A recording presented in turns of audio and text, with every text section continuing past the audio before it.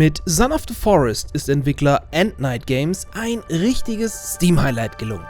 Auch wenn das Early Access-Spiel in seiner Grundfassung bereits durchaus beachtlichen Content bietet, fragen sich natürlich alle Spieler, was uns da in Zukunft noch erwarten könnte.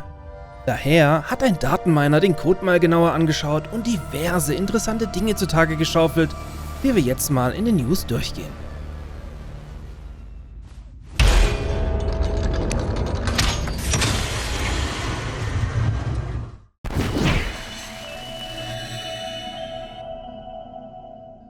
Der Early Access Start von Sons of the Forest war ein krachender Senkrechtstart bis auf Platz 1 der Steam-Charts. Inzwischen haben sich die hohen Spielerzahlen aber etwas beruhigt.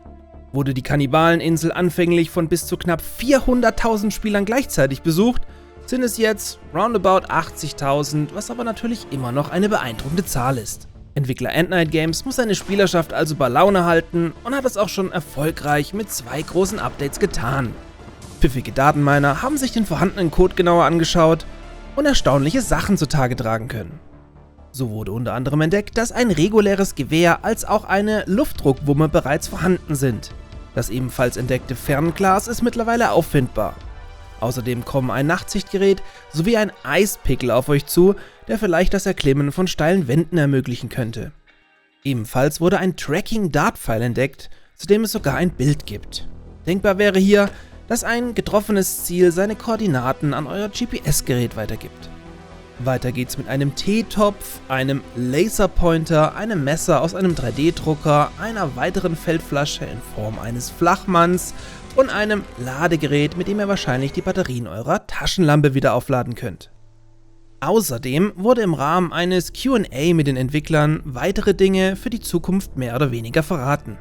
So soll die bisher noch zu kurze Story mit den kommenden Updates deutlich erweitert werden und unter anderem mit zusätzlichen Filmsequenzen, Spielgebieten sowie der Ausarbeitung der bereits bestehenden Storyinhalte ausgebaut werden. Auch Kelvin soll diverse Updates bekommen und zukünftig weitere Aufgaben übernehmen können. Angedacht ist das Errichten von Mauern, strukturelle Verstärkungsmaßnahmen sowie die Durchführung von Reparaturarbeiten. Virginias KI soll verbessert werden und sie dadurch mutiger agieren, was auch immer das bedeuten soll, denn Virginia vom Zocker-Lounge-Server ist mit Schrotflinte und Pistole definitiv nicht schüchtern. Ebenfalls soll der aus dem Vorgänger bekannte Holzschlitten zurückkehren, was aber nicht in naher Zukunft passieren wird, weil dieser in seiner Funktion nochmal überarbeitet werden muss, da er in The Forest nie richtig funktionierte. In Zukunft sollen auch die Arten an Kannibalen stärker variieren und in noch größeren Versionen und Gruppen Angst und Schrecken verbreiten dürfen. Natürlich hat man auch an die Meisterbauer wie mich gedacht und wird nach und nach neue Crafting-Rezepte und Baugegenstände integrieren, auch wenn man hier nicht weiter ins Detail gegangen ist.